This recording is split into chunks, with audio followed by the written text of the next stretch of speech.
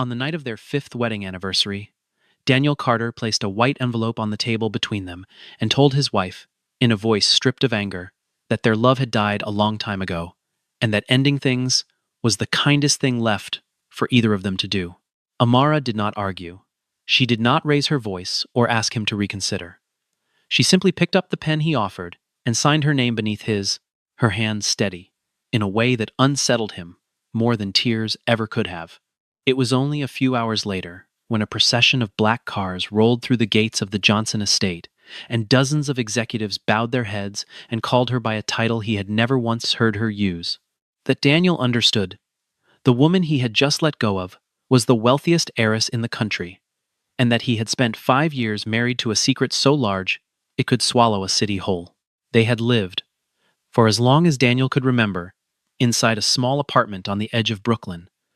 the kind of place with a radiator that clanked in winter and a window unit that struggled through July. Amara wore the same handful of sweaters in rotation, drove a car with over 100,000 miles on it, and never once suggested they deserved something finer. She packed her own lunches. She clipped coupons out of habit rather than necessity, or so Daniel believed, and she never spoke about money in any tone that suggested she thought about it at all. Daniel, meanwhile, worked himself thin at the architecture firm where he had spent a decade climbing one rung at a time, staying late over blueprints, taking on extra projects, certain that if he simply worked hard enough, the life they were building together would eventually feel secure.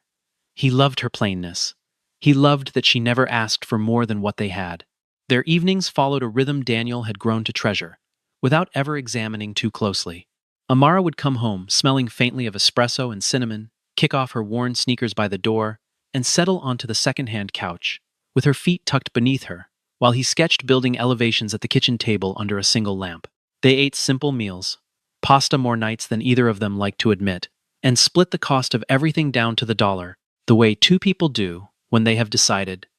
together, that fairness matters more than comfort.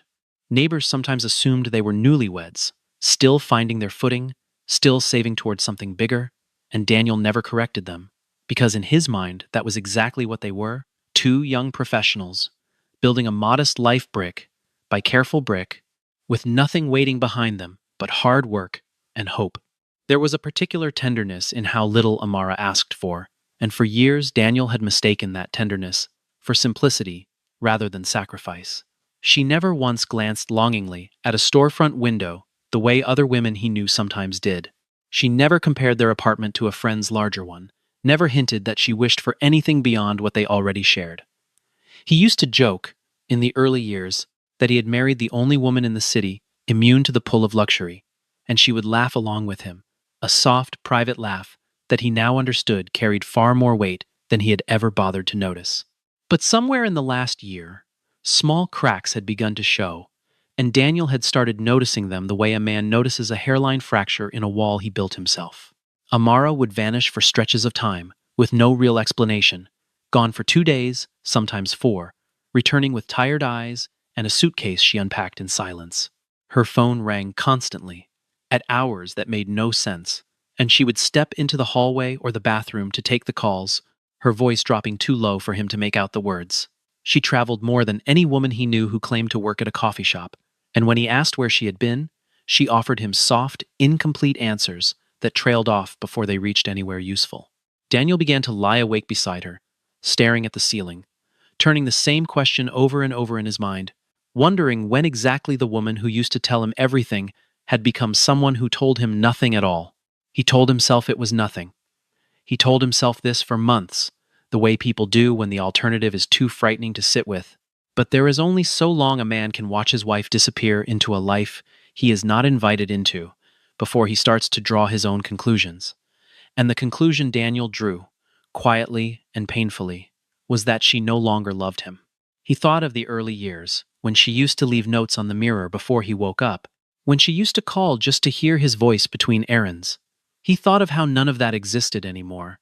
how what remained between them felt more like two people sharing an address than two people sharing a life. He confided in no one at first, carrying the suspicion privately the way a man carries a stone in his pocket, turning it over and over until its edges wear smooth against his palm. He watched Amara's face more closely than he ever had before,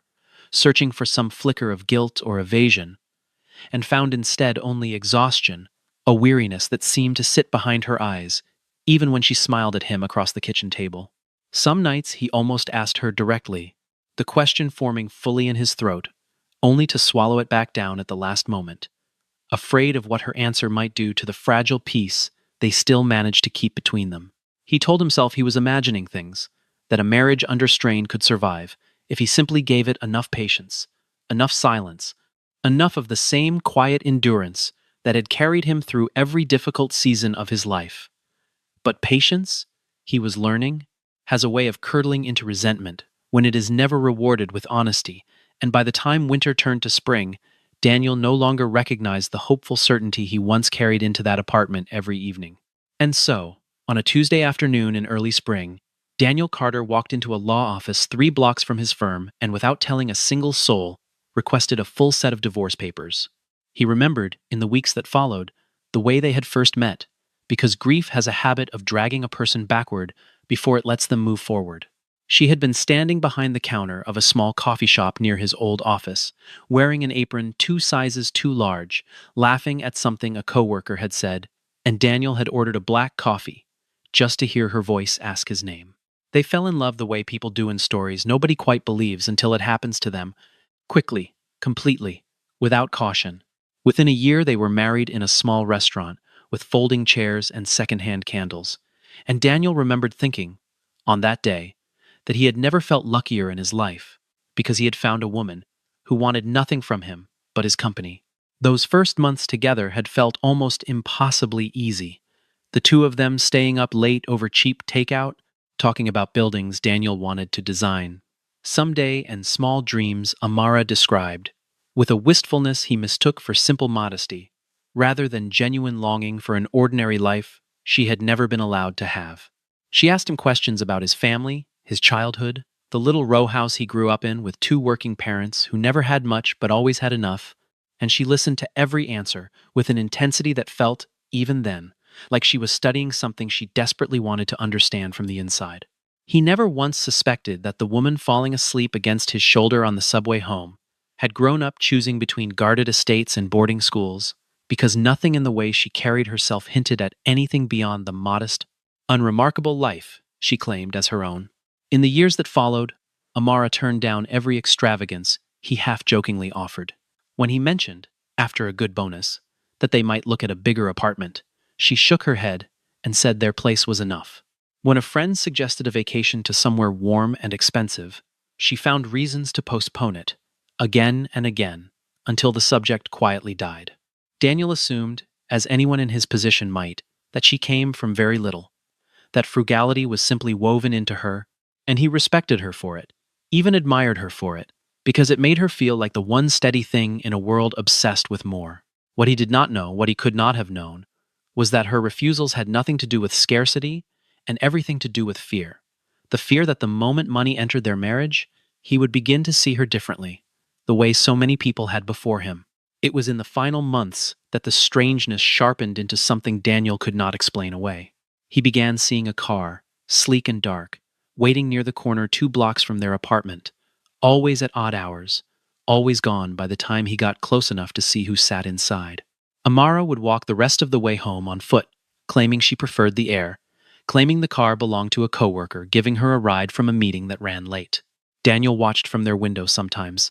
unable to help himself, catching only the gleam of tinted glass and the quiet, practiced way she stepped out before it ever reached their block. He never saw a face. He never saw a name. All he saw was distance growing between them, one unexplained evening at a time, and a suspicion that had nothing to do with wealth and everything to do with betrayal. He decided to try one more time before he did anything he could not undo, and so he spent an entire Saturday preparing their anniversary dinner himself, the way he used to when they were newly married, and money was tighter, and effort was the only gift he could afford. He set the table with the same white candles from their wedding, saved all these years in the back of a drawer, and he told himself that if she came home and saw the effort, something between them might soften. But the hour came and went, and then another, and Amara arrived nearly 2 hours late, her phone buzzing against the counter before she had even taken off her coat. She apologized, genuinely it seemed. But before dinner was finished, her phone rang again, urgent, insistent, and she excused herself from the table with an apology that Daniel no longer had the strength to accept. He had spent that Saturday afternoon doing something almost ceremonial, chopping vegetables the way she liked them, setting the thermostat to the exact temperature she preferred, even digging out the playlist from their wedding reception that neither of them had listened to in years. He had rehearsed, quietly, a small speech about renewing their vows to each other, about slowing down, about finding their way back to whoever they had been before. Exhaustion and distance crept into every conversation. When she finally walked through the door, apologetic and visibly drained, some part of him still hoped the evening might rescue itself. That one honest conversation over a home-cooked meal could undo months of growing silence. But watching her rise from the table mid-sentence to answer yet another call, her voice dropping into that same clipped, urgent tone he had come to dread, Daniel felt the last of his hope drain out of him entirely, replaced by a tired, resigned certainty that no amount of candlelight could fix whatever had broken between them. That was the moment something in him finally broke. He walked to the drawer where he had hidden the envelope for nearly a week, debating, hoping he would never need it.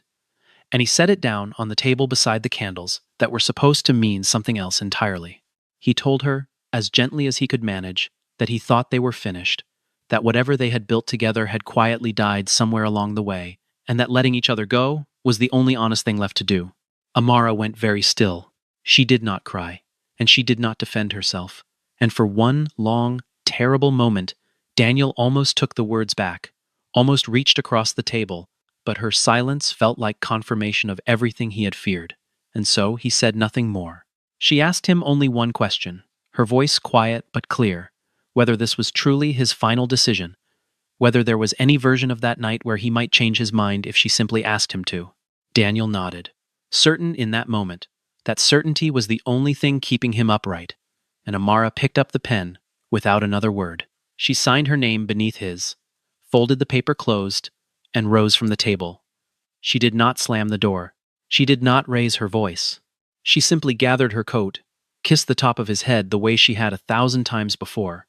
and walked out into the night without looking back, leaving Daniel alone with 2 glasses of untouched wine and a house that suddenly felt far too large for one person. The phone rang less than 3 hours later. A man's voice, formal and careful, asked whether he was speaking with the husband of Amara Johnson, and Daniel, still raw from the evening, answered flatly that he was not her husband anymore, that the papers had already been signed. There was a long pause on the other end of the line, the kind of pause that carries more weight than words, before the man thanked him and hung up without explanation. Daniel thought little of it that night, assuming it was some mix-up, some clerical confusion tied to whatever job Amara had never fully explained to him. He went to bed with the papers still sitting on the kitchen table, and he did not yet know that the ground beneath his entire life was about to shift. By morning, the story was everywhere. Every screen he passed carried some version of the same headline, announcing that the granddaughter of Harold Johnson, founder and chairman emeritus of one of the largest corporations in the country, had officially stepped into full control of the empire her family had spent generations building. Daniel stood frozen in front of the television in a coffee shop 2 blocks from his apartment, coffee cooling in his hand, as the camera cut to a woman standing at a podium in a tailored navy suit, her chin lifted, her voice calm and commanding as she addressed a room full of reporters. It was Amara. It was unmistakably Amara, the same woman who had worn second-hand sweaters and clipped coupons and slept beside him every night for 5 years without once mentioning that her last name carried more weight than entire nations. Daniel's cup slipped from his hand, and he did not even notice the sound it made when it hit the floor. He stood there, long after the segment had ended, and the anchors had moved on to unrelated news, staring at his own reflection ghosted faintly across the screen, trying to reconcile the woman he had watched, sign a coffee cup order every morning with the woman who had just addressed a room full of financial reporters without a single tremor in her voice. Strangers around him murmured about the announcement, some impressed, some skeptical of a company so suddenly handed to someone so young, and none of them had any idea that the man standing frozen among them had shared a bed with that same woman only 12 hours earlier. Daniel walked out of the coffee shop without finishing his drink, his legs carrying him nowhere in particular, his mind replaying every strange absence and hushed phone call of the last several years, each one now rearranging itself into a shape he had never once considered. He thought of the divorce papers still sitting folded in his coat pocket, the ink barely dry, and felt something cold and enormous settle in his chest, the unmistakable sensation of having made an irreversible decision based on an incomplete story. The truth, when it finally unraveled, reached further back than Daniel could have imagined, all the way to a childhood spent behind estate walls Amara barely remembered as home. She had been the only grandchild of a family whose fortune stretched across continents, raised under the constant, exhausting awareness that every person who smiled at her might be smiling at her name rather than her face. Her grandfather, a man both loving and severe, had warned her early and often that if she ever wanted to know what real love felt like, she would have to earn it in disguise, because no one offered honesty to a woman who could change their entire future with a signature. And so Amara built a life in the shadows of her own fortune, working ordinary jobs under a shortened version of her name, determined to find someone who wanted nothing from her but her company, never imagining how deeply that same secret would one day wound the very man she had chosen. She remembered, even now, the exact age she first understood what her last name meant to strangers, 7 years old, standing beside her grandfather at a charity gala, while grown adults competed for her attention with a desperation that unsettled her, even as a child. She remembered the string of tutors and companions hired throughout her adolescence, each one paid handsomely to spend time with her, each one leaving her privately wondering whether any affection in her life had ever been entirely free of a paycheck somewhere behind it. By the time she was old enough to make her own choices, Amara had already decided that if she ever wanted to be loved honestly, she would have to become someone else first, someone ordinary enough that no one would think to look twice, and it was that decision, made years before she ever set foot behind a coffee counter, that eventually led her into Daniel's life, wearing a name that was only half her own. Every disappearance Daniel had questioned, every late night, every hushed call taken behind a closed door, had a name and a reason he had never been permitted to know. The trips he assumed were unexplained absences were emergency board meetings, called in the middle of the night when markets shifted or leadership crises threatened to collapse divisions employing tens of thousands of people. The calls that pulled her away from dinner were not distractions from their marriage, but desperate attempts to hold together a company whose missteps could ripple through entire communities,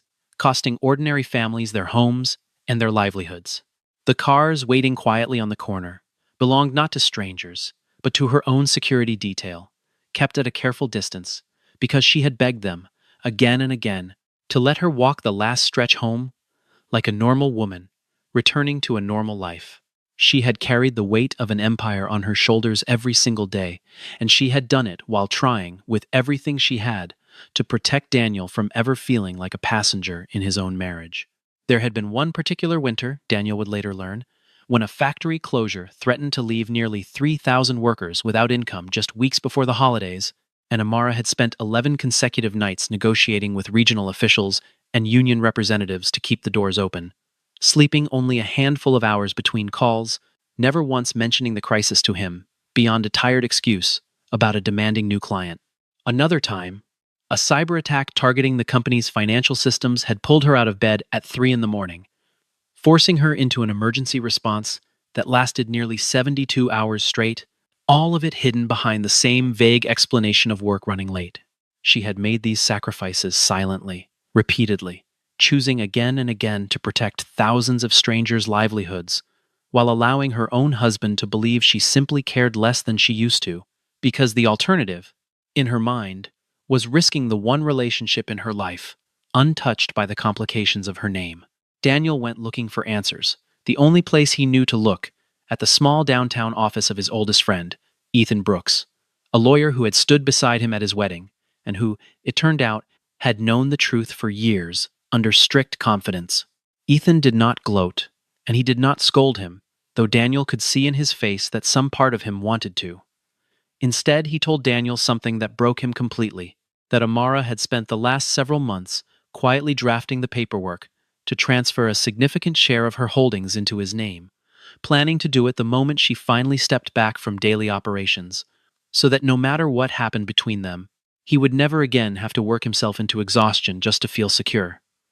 Daniel sat in stunned silence, understanding for the first time that every ounce of distance he had resented had been an act of protection rather than betrayal. Ethan explained, carefully and without judgment, how the secrecy had never been Amara's preference so much as her inheritance, passed down through a family that had learned the hard way what happened to those who let their fortune become public knowledge too early in a relationship. He described boardroom battles Daniel had never heard about, hostile bids from rival conglomerates that Amara had fought off in private, entire divisions she had personally saved from collapse during nights Daniel had assumed were nothing more than unexplained absences. Ethan admitted that he had wanted to tell him the truth more than once, especially in recent months as the strain between them grew visible even to outsiders. But he had promised Amara his silence years earlier, back when she first confided in him during the early, terrified days of their courtship. And a lawyer's word, he said quietly, was not something he could break even for a friend he loved like a brother. Daniel absorbed every sentence like a blow he had not braced for, each one dismantling a little more of the narrative he had built for himself over the past year,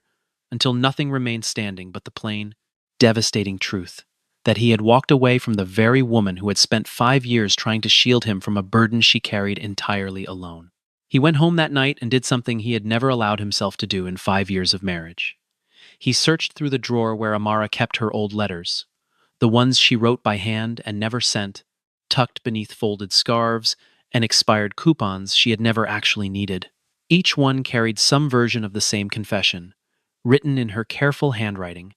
apologizing for the lies of omission, for the missed dinners, for the version of herself she had been forced to hide even from the man who slept beside her every night. One letter, dated nearly 2 years earlier, admitted that she was terrified he would only ever see the fortune and never the woman standing behind it, and that terror had cost her the one thing she wanted more than any inheritance, his uncomplicated trust. Daniel sat on the floor of their now half-empty apartment and wept for the first time since the divorce, not for himself, but for the years she had spent carrying that fear entirely alone. He read every letter twice, some 3 times, tracing the small imperfections in her handwriting, where the pen had pressed too hard or trailed off mid-sentence, as though she had stopped herself before writing something even she was not ready to admit. One letter described a night early in their marriage when she had almost told him everything over dinner, the words sitting right at the edge of her tongue, before a phone call about a failing subsidiary in another time zone pulled her away, and the moment passed and never quite returned. Another, shorter and more fragile than the rest, simply read that she hoped one day he would understand that her silence had never been about protecting a fortune, but about protecting the only relationship in her life that had nothing to do with money at all. Daniel folded each letter back exactly as he had found it, as though careful handling might somehow undo the damage of never having read them sooner, and he sat in the quiet apartment until the streetlights outside flickered on, finally understanding the full shape of what he had lost. He arrived at the Johnson Corporate Tower 3 days later, a building he had walked past 100 times, without ever imagining his own wife's name, etched somewhere inside its foundation. Security escorted him through marble lobbies and past rows of employees, who straightened at the mention of who he had once been to the woman upstairs, and Daniel felt, for the first time in his life, entirely out of place, in a world that had apparently belonged to his own household all along. When the elevator doors opened onto the top floor, Amara stood waiting near the window in a gray suit that fit like armor, her posture composed, her expression unreadable, in a way he had never seen from her before. This was not the woman who used to fall asleep against his shoulder on the couch. This was a chief executive who had learned, likely long before he ever met her, how to keep her face perfectly still while her heart did something else entirely. The office around her seemed to swallow him whole. Floor-to-ceiling windows overlooking a skyline he had spent his entire career trying to leave his own mark on, framed photographs of factory openings and charitable groundbreakings lining walls he had never known existed. Daniel noticed, on the corner of her desk, a small chipped mug, shaped like a coffee cup, identical to the ones from the shop where they had first met, and something in his chest twisted at the realization that she had kept it there the entire time, tucked among binders worth more than most people's homes. He wanted, more than anything, to ask her why she had never simply told him, why she had let him believe for 5 years that they were building something modest and equal, when in truth, she had been shielding him from a burden the size of an entire nation's economy. But the words would not come easily in that room. Surrounded by evidence of a life so far removed from the small apartment he still called home. And he understood, standing there, exactly how frightening honesty must have felt to a woman who had spent her whole life being loved for the wrong reasons. Their conversation lasted only a few minutes, though it felt to Daniel like the longest exchange of his life. He apologized, clumsily at first, then more plainly, admitting that he had let suspicion write a story that was never true, that he had mistaken her sacrifice for indifference, because it was easier than sitting with uncertainty. Amara listened without interrupting, and when he finished, she told him quietly that he did not owe her anything, that the papers were already signed, and there was no version of the law that required him to explain himself further. But Daniel saw something flicker behind her composure as she said it, a tightness at the corner of her eyes that no amount of practiced calm could fully hide, and he understood that her forgiveness, if it ever came, would not arrive quickly or easily, and that he had no right to demand it. He left the building that day having decided not to chase her, not because he had stopped caring, but because he finally understood that love built on guilt was no love at all. Instead, he threw himself into his work with a focus he had never allowed himself before, taking on ambitious projects, staying later than even his most driven colleagues, determined to build something that was entirely his own, untouched by anyone's fortune but his own effort. Slowly, quietly, his name began appearing where it never had before, attached to public buildings and award nominations and interviews in industry magazines that once would have seemed impossibly out of reach. He did not do it to win her back. He did it because, for the first time in years, he needed to know who he was when nobody else's shadow was standing over him. Nearly a year passed before their paths crossed again, and when they did, it happened somewhere neither of them expected. On the site of a major public infrastructure project, commissioned in part by the very corporation Amara now led. Daniel's design had been selected months earlier through a blind review process, his firm's name chosen entirely on merit, with no one on the committee aware of any connection to the woman signing off on the final approvals. When he walked into the boardroom and saw her seated at the head of the table, both of them froze for a heartbeat before settling into something steadier, something closer to equals, meeting for the first time without secrets standing between them. There was no fortune separating them in that room anymore. No hidden identity waiting to collapse everything. Only two people who had built themselves back up from very different kinds of ruin, meeting now on entirely level ground. The meeting itself proceeded with a professionalism that surprised everyone present. Daniel presenting his design with the same steady confidence he brought to every pitch, Amara asking sharp, thoughtful questions about sustainability and community impact, without ever once letting her tone slip into anything personal. Colleagues on both sides of the table noticed nothing unusual, unaware that the architect and the executive negotiating terms across from one another had once shared a wedding, a small apartment, and 5 years of a life neither of them spoke about within those walls. Only when the meeting adjourned and the room slowly emptied did the two of them linger near the window for a moment longer than necessary, exchanging a brief, careful conversation about nothing in particular, the kind of small talk that carries far more meaning between two people who once knew each other's every habit. Daniel left the building that afternoon, feeling, for the first time since the divorce, something other than regret, a fragile but undeniable sense that perhaps the story between them was not yet finished being written. It was Harold Johnson who finally told Daniel the piece of the story no one else had dared to share, inviting him to the family estate for a quiet conversation neither man had planned in advance. The old man admitted, with more gentleness than Daniel expected from someone so famously guarded, that Amara had once come to him prepared to walk away from the entire inheritance, ready to sign away her claim to the company just to live an unremarkable life with the man she loved. Harold had refused to let her do it, not out of greed, but out of conviction, telling her plainly that if she could not learn to protect the tens of thousands of families depending on that company, then whatever love she chose instead would always be incomplete, built on a foundation of people she had abandoned. Daniel sat with that truth for a long time, understanding at last that Amara had never chosen the company over him. She had simply chosen to be a whole person, rather than half of one, and he had punished her for it without ever asking why. Harold poured them both a drink, Neither man finished, and spoke slowly, as though each memory cost him something to retrieve. He described the day Amara first told him she had fallen in love with a young architect who had no idea who she truly was, how her eyes had lit up in a way he had not seen since she was a child, and how frightened she had been even then that the truth would eventually cost her the one uncomplicated happiness she had ever known. He told Daniel that watching his granddaughter navigate those years had been one of the hardest things he had ever witnessed, prouder of her strength than he could put into words, yet aware every single day of the loneliness she carried behind her composure. Before Daniel left the estate that evening, Harold placed a hand on his shoulder and told him, without any trace of bitterness, that it was not too late to become the kind of man worthy of the sacrifice she had made, provided he was finally willing to see her clearly, in full, rather than in the fragments fear and assumption had once allowed. He apologized to her one final time, not to win anything back, but because it was the only honest thing left to give her, and he told her clearly that he would not pressure her toward a reconciliation she did not want, that her peace mattered more to him now than his own longing. Something in Amara softened when she heard him say it, not because the words were new, but because for the first time they came without any expectation attached,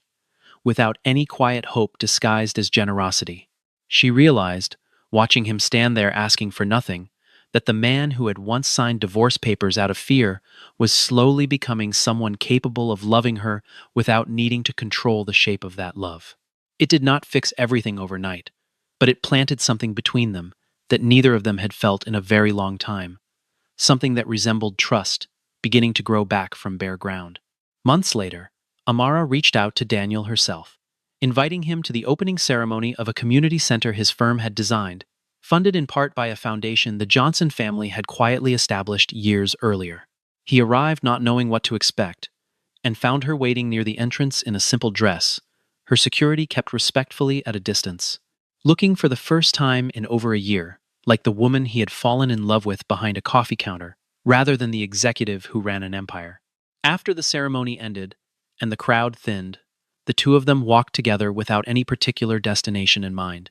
and somehow, without either fully deciding it, their steps carried them to the same small restaurant where they had married 5 years earlier, its folding chairs replaced now, its candles different, but its warmth somehow unchanged. Daniel reached into his coat and drew out the wedding ring he had never been able to part with, the one he had carried in his pocket through every long night of the past year, through every project, every apology, every quiet hope he refused to admit out loud. He told her he was not asking her to forget anything, and he was not asking her to forgive him on any schedule but her own, only that if a day ever came when she felt ready to trust him again, he intended to spend the rest of his life proving that he had learned to listen before he judged, to ask before he assumed, to stay before he ever considered walking away again. Amara said nothing for a moment, simply reached into her own bag and drew out a ring of her own, one she had never once thrown away despite everything,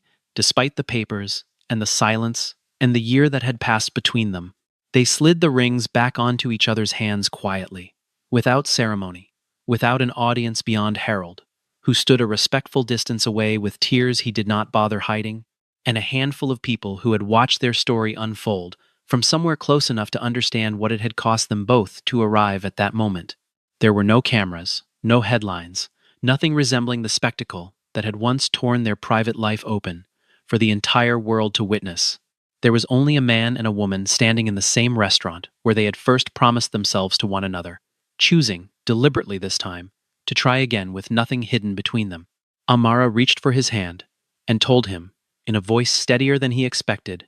that she did not want promises about the future, so much as small, consistent choices in the present, the kind of choices that build trust one ordinary evening at a time, rather than one grand gesture. Daniel agreed without hesitation, understanding at last that love was never meant to be a single decision made once and never revisited, but a practice repeated daily, through honest conversations and patient questions, rather than assumptions left to fester in silence. Harold watched the two of them from across the room, remembering the frightened young woman who had once sat across from him, convinced that no one could ever love her without wanting something from her fortune, and felt, for the first time in years, that he had finally been proven wrong in the best possible way. The restaurant staff, unaware of who the couple truly was, simply saw two people laughing quietly together over untouched dessert, unremarkable in every visible way, which was exactly the kind of ordinary happiness Amara had spent her whole life fighting to protect. They walked out together into the evening air, hands laced the way they had been on their very first night together, back when neither of them carried any secrets heavy enough to bury a marriage. This time, there was no fortune standing quietly behind one of them, no silence waiting to be misread as indifference, no envelope hidden in a drawer waiting to end everything on an anniversary meant for celebration. What remained instead was something far more durable than money or title. A hard-won understanding that a marriage cannot survive on assumptions, that love requires the patience to ask before it condemns, and that the truest wealth either of them had ever known was not measured in figures on a balance sheet, but in the simple, stubborn choice to stay and truly see one another, even after everything had nearly been lost.